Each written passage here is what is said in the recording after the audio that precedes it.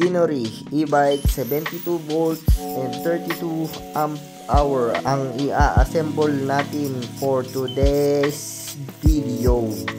So ayan, ginrind natin yung pinagputulan ng chassis para kumapit ng husto ang welding natin kapag ginelding natin yan mamaya. So yung nilalagay ko sa loob, yan yung lalagyan o yung patungan ng mga battery. Hindi mo na kasi yan malalagay kapag winelding mo na yung chassis. So ayan, weldingin na natin yung chassis. Ispat-ispat muna. Pagkatapos natin inispat-ispat, i-full weld din natin yan para matibay ang kapit talaga ng mga bakal-bakal.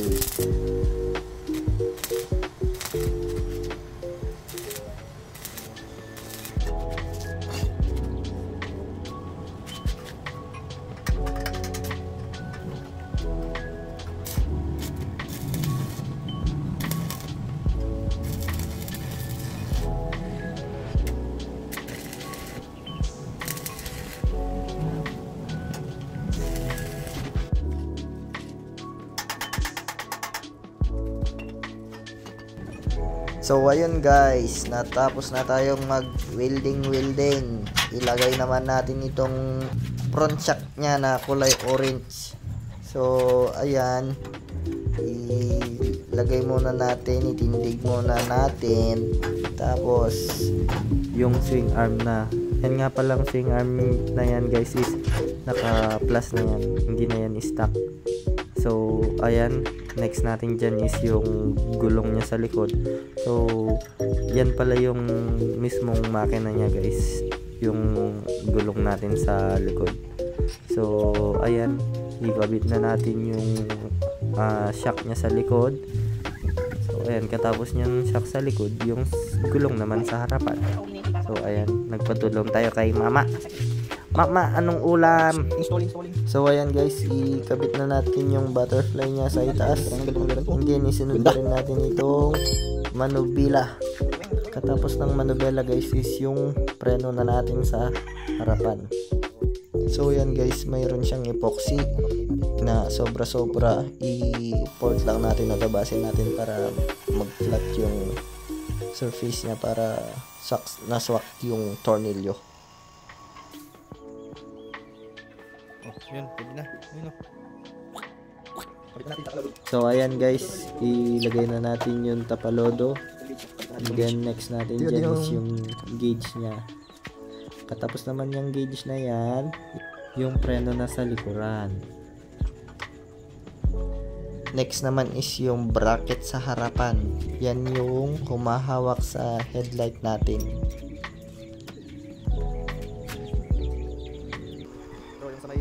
So ayan yung isa pang cover sa headlight, and din yung nagsisilbing umahawak sa headlight natin mamaya. So ayan, nilagay lang natin yung bracket para sa susian. So ayan, ikabit na rin natin yung susian. Tuloy-tuloy na yan. Katapos yan, susian na yan is yung headlight na mismo. So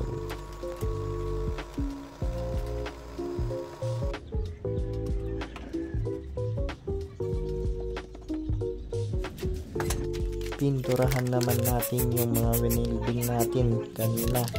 So ayan, para hindi sila mga lawang.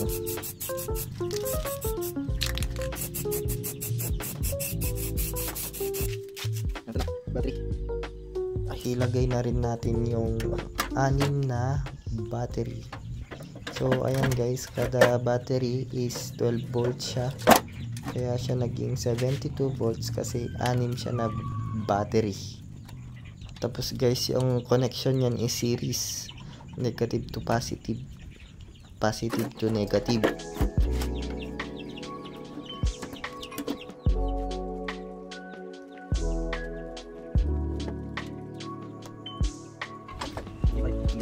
Next naman guys is yung controller. Siya yung nagsiset kung gaano kabilis yung takbo mo. And then siya din yung nagpapagana ng ilaw, busina. So ayan, isunod na rin natin yung breaker na yan.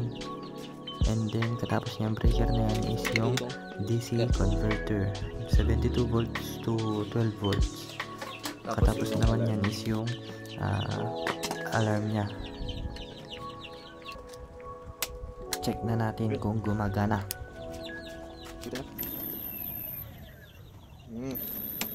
Yan, number 1 yan. Number 2.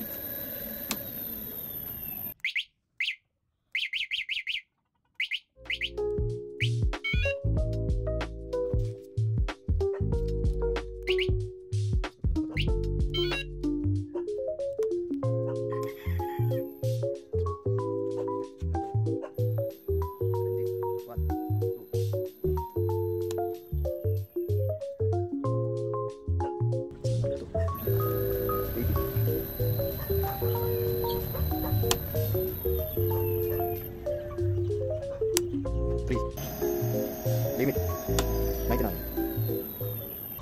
So ayan guys, running na siya. So meron nga siyang parang set na bilis. Merong 1 and 2 and 3.